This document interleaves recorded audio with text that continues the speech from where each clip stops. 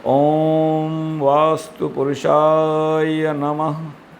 मेरे इस ज्योतिषी चैनल पर सभी दर्शकों का स्वागत है। आज का विषय, जैसे कि मैंने पहले बताया था, वास्तु पर आधारित है। सामान्यतः सभी लोग आज के ज़माने में वास्तु को लेकर काफ़ी चिंतित रहते हैं। उन्हें कोई बताता है कि आपके घर में यहाँ पर दोष है, कहीं अब कोई बोलता है कि आपकी राहु की दिशा गड़बड़ है, कोई कहता है आपकी गुरु की दिशा गड़बड़ है। ये जो आपस में भ्रम या भ्रांतियाँ हैं, ऐसा नहीं है। अगर इस दुनिया में, या इस कह सकते हैं हमारी पृथ्वी पर, अगर 4 दिशाएं हैं, अगर 4 रास्ते हैं, अगर 4 तरह के लोग हैं, तो निश्चित रूप से हर एक घर का वास्तु भी अलग अलग ही होगा। यहाँ तक कि शहर का भी वास्तु अलग होता है। जैसे आप देखेंगे कि अधिकतर शहरों में दक्षिण दिशा को ज़्यादा स्थायित्व माना जाता है। वहाँ के लोग धनी होते हैं, या कह सकते हैं वहाँ पर उन्नति ज़्यादा होती है। तो ऐसा क्या है दक्षिण दिशा में? तो अगर हम इसको वास्तु के दृष्टि से देखें, दक्षिण दिशा मंगल की दिशा है। मंगल पुरुषार्थ का कारक है, मंगल नेतृत्व का कारक है। तो यदि दक्षिण दिशा में इस तरह की ऊर्जा उपलब्ध होगी तो निश्चित रूप से उस एरिया में रहने वाले लोग कर्मठ होंगे, और जब व्यक्ति कर्मठ होगा तो वहाँ स्वाभाविक रूप से उन्नति आएगी। वहीं पर अगर आप किसी भी शहर में देखें तो आपको जो उत्तर या उत्तर पूर्व की दिशा होगी, वहाँ पर अधिकतर आपको जो संरचनाएं मिलेंगी वो शैक्षणिक संस्थाएं हो सकती हैं। वहाँ पर बड़े बड़े कंसल्टेंसी हाउसेस हो सकते हैं। वहाँ पर आपको मशीनों का प्रचलन कम दिखेगा। दक्षिण दिशा में आपको जो उन्नति मिलेगी वो पुरुषार्थ की मिलेगी, और कह सकते हैं कि सामर्थ्य की मिलेगी। लेकिन यहाँ उत्तर दिशा में जो आपको उन्नति मिलेगी वो मानसिक बल की होगी। कह सकते हैं जो वैचारिक क्षमता होती है उसके आधार पर उस क्षेत्र में उन्नति आती है। सबकी कुंडली अलग अलग है। किसी की कुंडली में देखेंगे तो पहले घर में वृष राशि आती है, तो किसी में आपके धनु आ सकती है, किसी के में मिथुन आ सकती है। अब जो उसकी कुंडली है वो कुंडली उसके अंदर की निहित ऊर्जा बताती है। अब जो ऊर्जा हमारे अंदर है वही ऊर्जा हमें अपने आसपास भी मिलेगी। नहीं मिलेगी तो हम उसी ऊर्जा क्षेत्र में जाना चाहेंगे। इसीलिए कहते हैं कि आदमी यत पिंडे तद ब्रह्मांडे। जैसा आपका शरीर है वैसा ही बाहर का ब्रह्मांड, यानी आपके चारों तरफ का परिवेश है।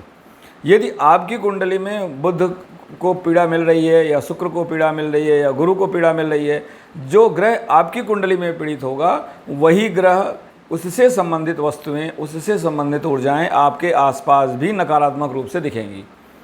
जैसे मान लिया कि किसी का गुरु पीड़ित है, तो गुरु क्या है? संस्कार का कारक है। गुरु क्या है? हमारी मंत्रणाशक्ति का कारक है। गुरु मंत्र उच्चार है, गुरु वाणी है। तो यदि किसी भी कुंडली में आप देखेंगे गुरु का दोष है या गुरु पीड़ित है, तो ऐसे व्यक्ति के आसपास जो लोग होंगे उनके अंदर या तो उच्चारण क्षमता की समस्या होगी, वो उनके बोलने में दिक्कत होगी, उनके संस्कार गड़बड़ होंगे, वो अपने आप में अपने धर्म पथ से विमुख मिलेंगे। उनके लिए भ्रष्टाचार एक सामान्य बात हो सकती है, उनके लिए किसी को धोखा देना एक सामान्य बात हो सकती है। ऐसे लोग आपको आसपास ज़रूर मिलेंगे। इसी प्रकार यदि किसी का बुद्ध पीड़ित है, तो बुद्ध क्या है? बुद्ध श्रवण क्षमता है, यानी कि आप कैसे सुनते हैं। तो आपको ऐसे लोगों के आसपास आप देखेंगे कि वो लोग मिलेंगे जो किसी की बात सुनते नहीं हैं, अपनी ही बात करते हैं, या हो सकता है उनके कानों में कोई दिक्कत हो, उनको सुनने की कोई समस्या आ रही हो। अब बुद्ध, ये तो हो गया हमारे मानवीय पहलू को, लेकिन यहीं पर ग्रह से जुड़े कुछ अन्य पहलू भी हैं जिन्हें हम निर्जीव वस्तुएं कहते हैं। दक्षिण पश्चिम की दिशा जो है वो राहु की दिशा कही गई है। राहु की दिशा नेत्र कोण होता है, और हमें मालूम है कि जो हमारा वास्तु विन्यास है उसमें दक्षिण पश्चिम के देवता जो हैं वो पितृ हैं। राहु भी हमारे यहाँ जो कुंडली में कहा जाता है, राहु पितरों का कारक है। अब राहु पितरों का कारक है, और आप दक्षिण पश्चिम दिशा में पितरों को सम्मान देना चाहिए, क्योंकि हम तो उन्हीं पितरों की उपज हैं। हमारे पास जो कुछ आज है वो उन पितरों से मिल के आया है। अब आप उस दिशा में ऐसी चीज़ें रख रहे हैं, गंदगी फैला रहे हैं, वहाँ पर आप ध्यान नहीं दे रहे हैं, तो क्या होगा कि ये बताता है कि आप अपने पितरों का अपमान कर रहे हैं। इसीलिए कहा जाता है कि दक्षिण पश्चिम दिशा में आपको गंदगी, यानी शौचालय का गड्ढा नहीं होना चाहिए, शौचालय नहीं होना चाहिए, वहाँ कोई अंडरग्राउंड टैंक नहीं होना चाहिए। क्योंकि क्या है, पितृ तो हमारे स्वर्ग लोक के ओर गए हैं। पाताल में तो असुर रहते हैं, यानी पाताल में आप क्या, असुर का मतलब क्या है? आप देखेंगे ज़मीन के अंदर बहुत तरह के मिनरल्स हैं, उसके अंदर कीड़े मकोड़े भी रहते हैं, बहुत सी चीज़ें रहती हैं। तो जो सख्त चीज़ है वो हमारे ऊपर है, इसलिए हम हमेशा वायु को महत्व देते हैं। तो और राहु भी वायु तत्व का ग्रह है। इसी प्रकार यदि हम मान लें कि आपकी नॉर्थ ईस्ट की दिशा है, नॉर्थ ईस्ट की दिशा गुरु की दिशा है। अब गुरु क्या होते हैं? गुरु हमारे मार्गदर्शक होते हैं, गुरु हमें रास्ता दिखाते हैं। अब आपने अपने घर के नॉर्थ ईस्ट की दिशा में कूड़ा कचरा रख रखा है, वहाँ पे साफ़ सफाई बिल्कुल नहीं है, उधर बदबू आ रही है, वहाँ पर बहुत सी चीज़ें ऐसे बिखरी पड़ी हैं, क्लटर्ड हैं। तो ऐसे में क्या होगा? अगर आप यही चीज़ आप थोड़ा सा गौर करके सोचें कि यदि आपको 10 आदमी 10 तरह की सलाह दें, कोई इधर जाने को बोल रहा है, कोई उधर जाने को बोल रहा है, आप एक मिक्स्ड कंडीशन में रह रहे हैं, उसमें क्या होगा कि आपका दिमाग भ्रमित हो जाएगा। तो यानी उत्तर पूर्व की दिशा को इसलिए बोला गया है मंत्रणा की दिशा है, गुरु की दिशा है, जो आपको रास्ता दिखाता है। तो आपको अपने उत्तर पूर्व की दिशा को साफ सुथरा रखना है। इसीलिए वहाँ पर कहा जाता है कि यदि आपको कोई मंत्र पाठ करना है तो आप उत्तर पूर्व दिशा में जाइए, क्योंकि गुरु मंत्रों के कारक हैं। यदि आपकी कुंडली में गुरु पीड़ित हैं तो आप देखेंगे कि आपके घर में मंत्र पाठ करने वाले लोग या तो मंत्र पाठ गलत करेंगे, या फिर उनको मंत्र पाठ में रुचि ही नहीं होगी, या वो किसी दूसरे के बताए हुए सही रास्ते को, जिन्हें वो समझ भी रहे हैं कि ये रास्ता सही है, इससे हमें फ़ायदा हो सकता है, लेकिन वो अपनी मनमानी करेंगे। जब कहीं उनको धक्का लगेगा, चोट लगेगी, तो वो अपने रास्ते पर आएंगे। ऐसे व्यक्ति आपको मिलेंगे जिनके यहाँ पर आपको गुरु की पीड़ा नजर आएगी। ऐसे चंद्रमा हमारे मन का कारक है, मन के सुकून का कारक है। यदि आपकी कुंडली में चंद्रमा पीड़ित है तो आपके घर में जो पानी का स्थान है, चंद्रमा जल का कारक है। पानी मतलब कि जो आपके घर में पानी का संचयन होता है, जिसमें कि आजकल आरओ का फैशन है, जो शुद्ध पानी है उसको हम शुक्र से समझते हैं, लेकिन जो मिनरल रिच वाटर है वो सामान्य पानी, यानी जिसमें सभी तरह के तत्व होते हैं। तो यानी आपके घर में जो पानी का स्रोत है वहाँ पर आपको परेशानी दिखेगी।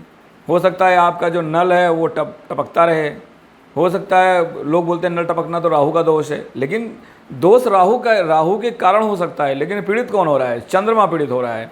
तो यदि आपके घर में नल खराब रहते हैं, पानी टपकता रहता है, तो राहु मंथन का कारक है और चंद्रमा सुकून का कारक है।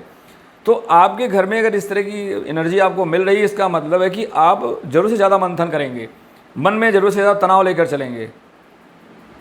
तो ये जो ग्रहों का आपस का सामंजस्य है वो कुंडली में नहीं, आपके चारों तरफ परिवेश में दिखेगा। अब मान लिया हम मानते हैं कि कुंडली में छठा, आठवां और 12वां भाव ये हमारे कर्मदंड हैं। कह सकते हैं यहाँ पर जो भी ग्रह आते हैं वो आपको कुछ ना कुछ सिखा के जाते हैं, यानी आपने जो गड़बड़ियाँ की हैं उनको आपको सिखाने का मौका इन्हीं 3 घरों के ग्रहों से मिलता है। छठवां घर क्या है? हमारी शत्रुता है, हमारी सेवा है, यानी हम किस चीज़ को करने के लिए बाध्य होंगे। अब वो सेवा आप स्वेच्छा से कर सकते हैं, जैसे कोई नौकरी कर रहा है, या वो आपकी मजबूरी हो सकती है, या वो आपका और भी कोई उद्देश्य हो सकता है। लेकिन अगर वहाँ पर कोई ग्रह आ गया है तो वो आपको खींच के अपने एरिया में लेके जाएगा। अब मान लिया किसी के छठे घर में राहु आ गया, छठे घर में राहु को बल मिलता है। ऐसा कहा जाता है कि अगर छठे घर में राहु हो तो उसको कोई पराजित नहीं कर सकता है। छठवां भाव आपकी कुंडली के हिसाब से उत्तर पश्चिम है, यहाँ मैं कालपुरुष की कुंडली की बात कर रहा हूँ। तो अगर आपके घर में उत्तर पश्चिम दिशा में राहु से संबंधित सामान मिलेगा, राहु क्या है? नशा है, यानी शराब, दवाएं हैं, जो केमिकल्स होते हैं, पॉइजन्स हैं। यदि आपकी कुंडली में छठे घर में राहु है तो आपके घर के उत्तर पश्चिमी भाग में ये चीज़ें बहुतायत मिलेंगी, ये अक्सर वहाँ रहेंगी। विशेषकर जब राहु की दशा आएगी, राहु की अंतर दशा आएगी, राहु की प्रत्यंतर दशा आएगी, तो ये चीज़ें उस दिशा में पहुँच जाएंगी। लेकिन ये ज़रूरी नहीं है कि वहाँ पर ये चीज़ें होने से आपको नकारात्मक ही है, नुकसान है।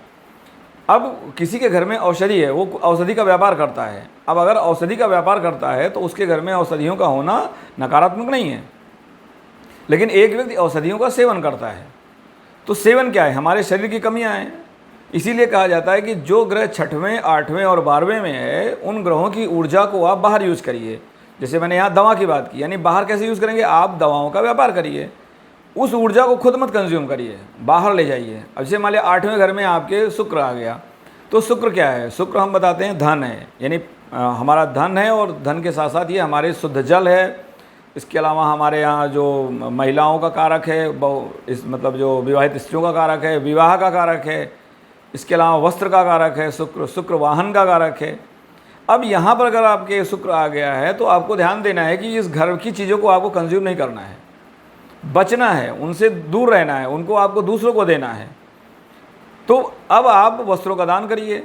अब ऐसे में क्या होगा? मान लिया आपके 8वें घर में शुक्र है और शुक्र पीड़ित है, या शुक्र नहीं भी पीड़ित है लेकिन शुक्र अगर ग्रह वहाँ पे है, तो आप पाएंगे कि आपका जो 8वां घर है कालपुरुष की कुंडली में, वो घर बताता है दक्षिण पश्चिम को। तो यानी आपके दक्षिण पश्चिम की दिशा में आपको शुक्र से संबंधित चीज़ें मिलेंगी, और कैसी मिलेंगी? अस्त व्यस्त मिलेंगे। यदि शुक्र नकारात्मक रूप से वहाँ पर 8वें घर में पहुँच गया है, आपको परेशानी दे रहा है, तो आपके घरों में इस दिशा में वस्त्र जो हैं अन्य मतलब इधर उधर अस्त व्यस्त मिलेंगे। गंदे वस्त्र मिल सकते हैं, या आपने वस्त्रों को ऐसे फेंक रखा होगा। तो अगर वहाँ पर वस्त्र हैं, तो वस्त्र तो होना सबके घर में अच्छी बात है, सबके घर में वस्त्र कोई पहनता है तो, लेकिन आप वस्त्रों को रखते कैसे हैं? और विशेष करके अगर बात हम 8वें घर की कर रहे हैं, तो आपके घर के जो दक्षिण पश्चिम दिशा है, यानी जिसे हम राहु की दिशा भी हमने बोला, नेतृत्व कोण बोला, नेतृत्व कोण में वहाँ पर जो कपड़े रखे हैं उनकी क्या स्थिति है? अगर कपड़ों की स्थिति अस्त व्यस्त है तो ये बताता है आपके घर में शुक्र की परेशानी है, यानी अस्थायी प्रॉब्लम है।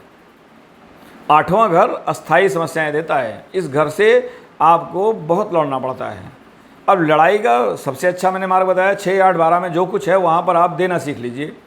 6वें घर में मान लिया आपके मंगल आ गया, तो आप अपने शरीर के परिश्रम को देना सीखिए, यानी आप दूसरों के लिए मेहनत करिए। जहाँ मौका मिले आप अपने शरीर को खपाइए, डरिए मत कि मेरा शरीर कमज़ोर हो जाएगा। 6वें घर में जो चीज़ है वो आपको अपार मिली हुई है, बस आपको उसको अपने अंदर नहीं लेके आना है। और यही आपका प्रारब्ध है, जो हम बोलते हैं ना कि हम प्रारब्ध को से बच नहीं सकते, तो ये मंगल आपका 6वें घर में आके आपको प्रारब्ध दे रहा है। अब मंगल 6वें घर में आ गया तो आप देखिए आपके घर की उत्तर पश्चिम दिशा में मंगल से संबंधित चीज़ें मिलेंगी। मंगल क्या है? लाल रंग है। मंगल बल्ब है, जो मतलब हीट के सोर्सेज हैं, जो बल्ब गर्म होते हैं। मंगल चूल्हा है, जो भी चीज़ें ऊर्जा देती हैं, जिनसे आपको विद्युत के सामान है, विद्युत उपकरण है, तो ये चीज़ें मंगल हैं। तो अगर आपकी कुंडली में 6वें घर में मंगल है तो ये चीज़ें आपको उत्तर पश्चिम दिशा में मिलेंगी।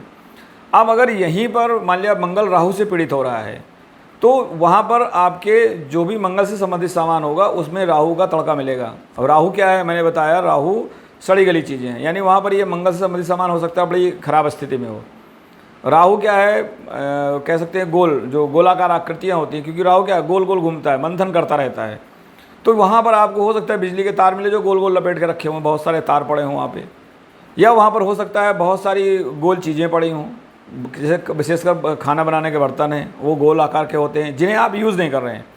ध्यान रखिए कि जो सामान आपका एक जगह पड़ा हुआ है, जिसका आपने लंबे समय से प्रयोग नहीं किया है, तो वो बताता है कि वो चीज़ आप अपने घर में अनावश्यक रखे हुए हैं।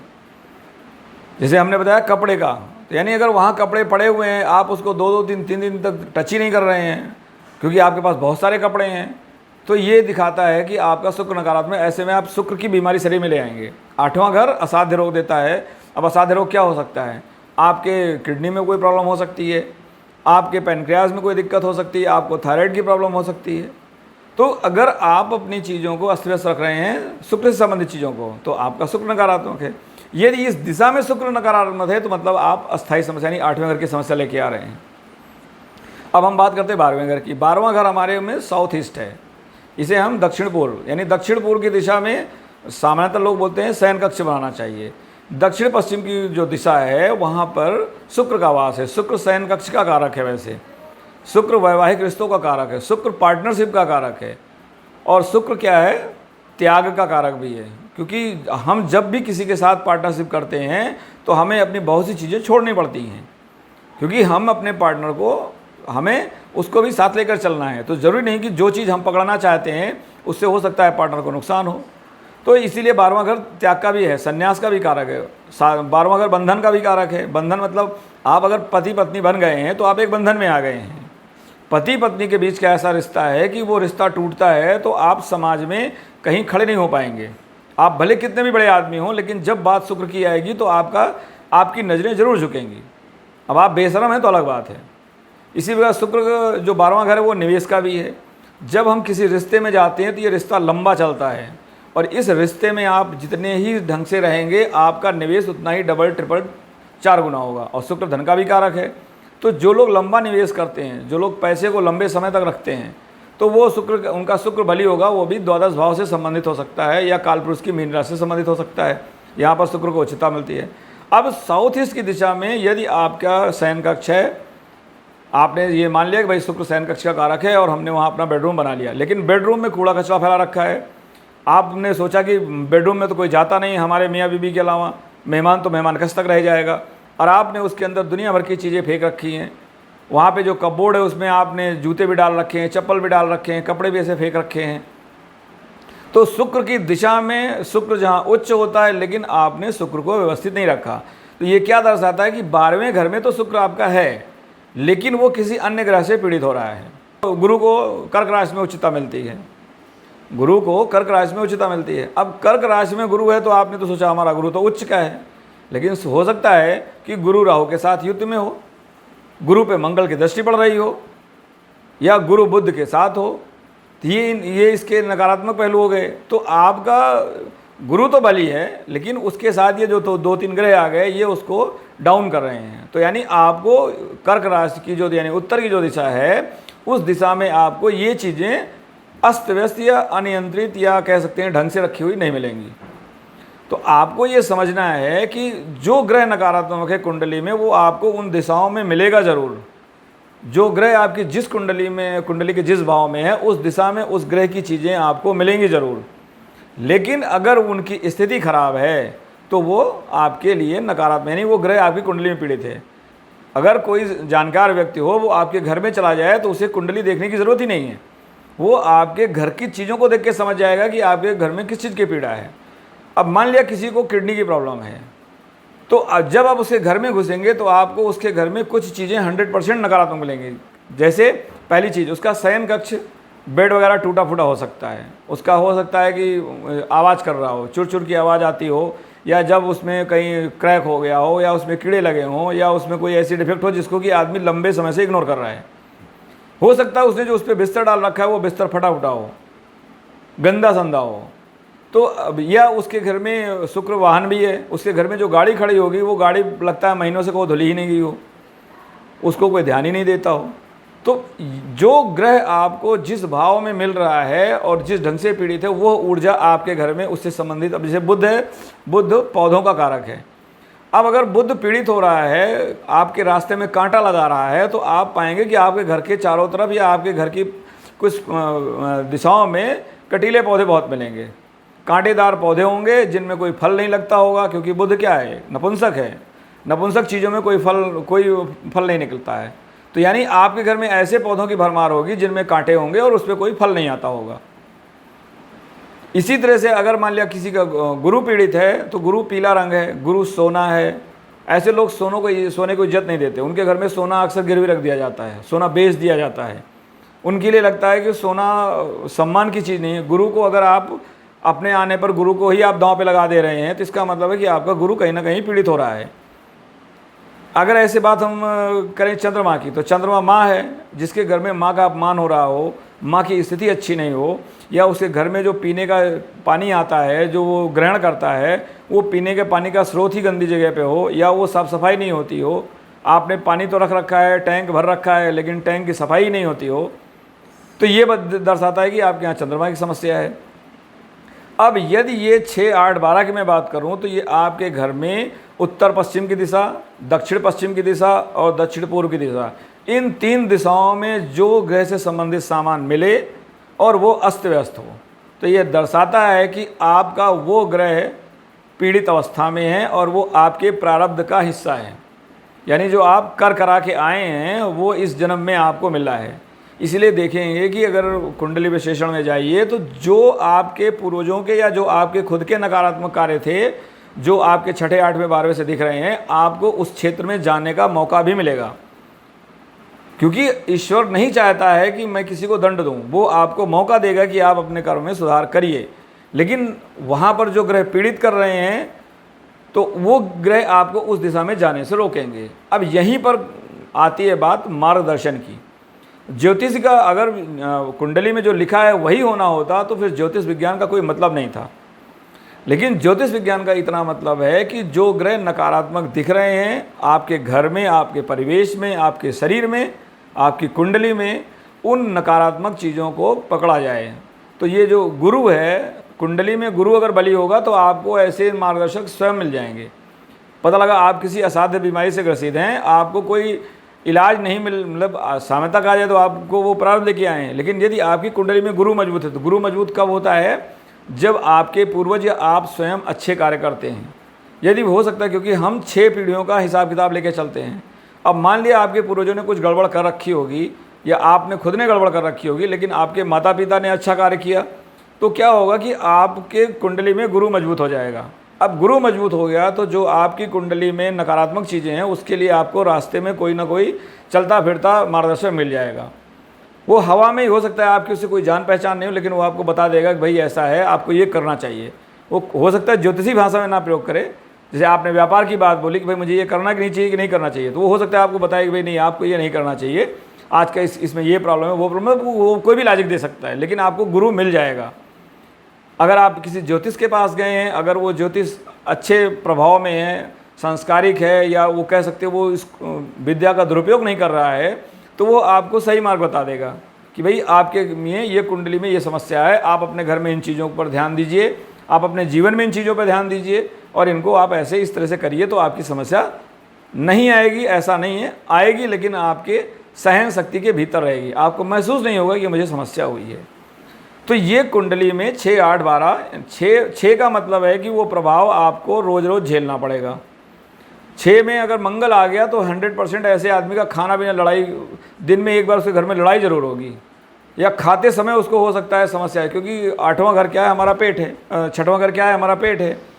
तो पेट में कुछ भी जाएगा तो वो जब तक एक बार झगड़ा नहीं कर लेगा पेट में कुछ नहीं जाएगा।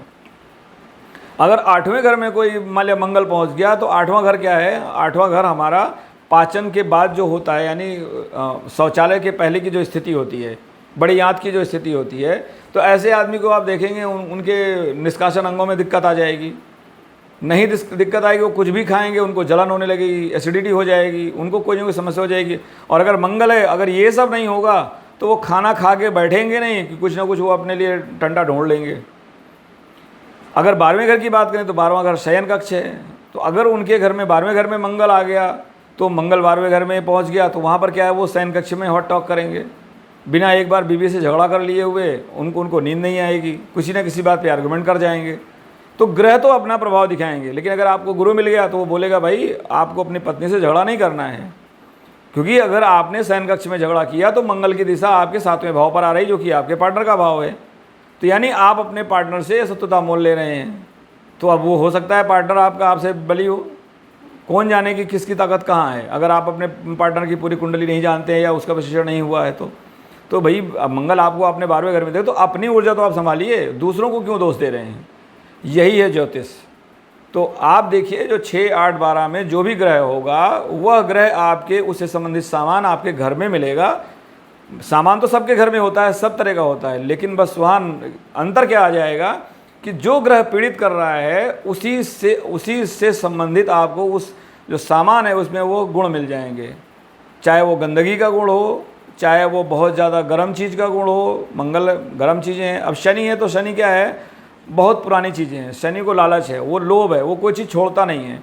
जिसकी कुंडली में शनि नकारात्मक होगा वो उसको पुरानी चीज़ों का संग्रह करने का वो होगा, जिस चीज़ का कोई रेलेवेंस नहीं है। यानी शनि क्या है, वो छुपा के रखता है, वो ऐसे कोने में छुपा के रखेगा कि कोई देख ना ले, लेकिन वो उस मोह में फंसा रहेगा। तो यदि आपके घर में ऐसी चीज़ें मिल रही हैं कि आपने उसको चुपचाप अंदर कोने में डाल रखा है पुरानी चीज़, आपको बड़ा प्यार है, उससे बड़ा लगाव है, अगर वो चीज़ किसी दूसरे के या कह सकते प्रयोग के लायक नहीं है या किसी दूसरे के सामने प्रस्तुत के लायक नहीं है, तो उसे रखने का क्या औचित्य है। तो ये दर्शाता है कि आपका शनि, अब यही अगर शनि जो है आपके दक्षिण पश्चिम दिशा में पहुंच गया तो ये बताता है कि आपके अंदर शनि 6वें या 8वें भाव से संबंध बना रहा है। और कुंडली में कहा भी जाता है ज्योतिष में कि यदि 6वें भाव पर 8वें भाव का प्रभाव पड़ जाए, यानी कि जो 6वीं राशि है या जो 6वें भाव की राशि है उस पर 8वें की राशि के स्वामी की दृष्टि पड़ जाए या केतु की दृष्टि पड़ जाए, केतु 8वें का कारक है, तो आपको आसानी से समस्या निजात नहीं मिलेगी। गुरु भी मिलेंगे लेकिन आप हो सकता है उसका पालन ही नहीं करें, कोई रास्ता बता दे उस रास्ते पर आप चले ही नहीं। तो इन चीज़ों को आप देखिए, कुंडली में जो कुछ आपकी कुंडली में है वो आपके परिवेश में है। आपका राहु नकारात्मक है तो आपको आपके आसपास शमशान घाट मिलेगा, और वो शमशान घाट ठीक ठाक स्थिति में नहीं होगा या प्रयोग में ही नहीं होगा, बहुत दिन से एविडेंट पड़ा होगा। आपके घर के आसपास बहुत सारे लोग क्रोनिक डिजीज़ वाले मिलेंगे जिनको एक क्रोनिक प्रॉब्लम है, क्योंकि राहु क्रोनिक डिजीज़ का कारक है। आपके घर में राहु का मतलब विदेशी चीज़ें हैं।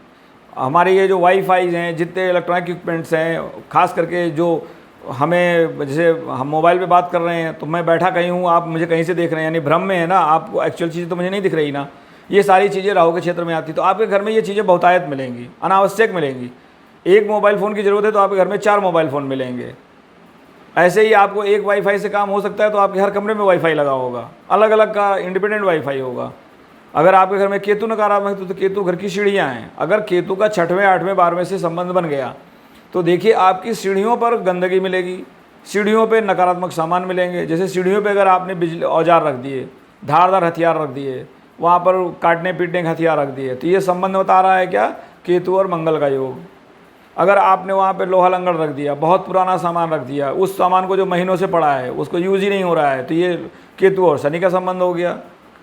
तो इस तरह से जैसे केतु सीढ़ियाँ हैं, केतु आपके घर का मध्य भाग है, आप पता लगा मध्य भाग में घर का सारा कचरा ला के वहीं डाल देते, झाड़ू लगाती है घर की बहू या आप खुद, और ले गए आपने आंगन के कोने में इकट्ठा कर दिया, 2 दिन तक कूड़ा वहीं इकट्ठा पड़ा है, ये सोच के कि आंगन में ज़रूरत नहीं है, कमरे में तो हम आते जाते हैं, आंगन से कभी उठा लेंगे। आजकल तो OTS का सिस्टम है फ्लैट में, OTS में तो कोई जाता नहीं है, लोग कमरे तक ही सीमित रहते हैं तो उसको लोगों ने गोडाउन बना रखा है।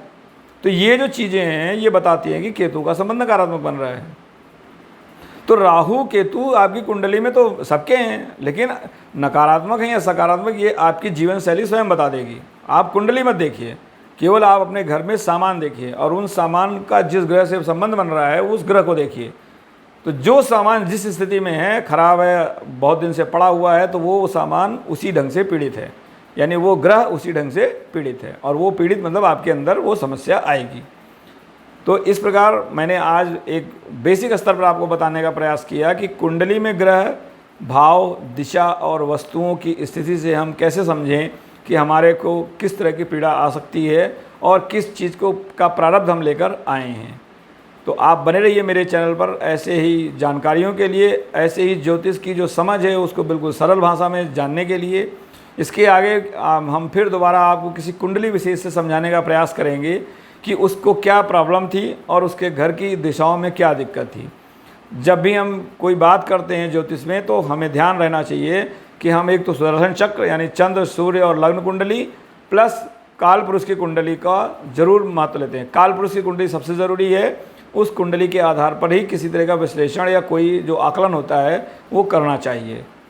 तो आशा है आपको ये विषय समझ में आया होगा। समझ में आया है तो लाइक, सब्सक्राइब और शेयर करें। बने रहें हमारे चैनल पर।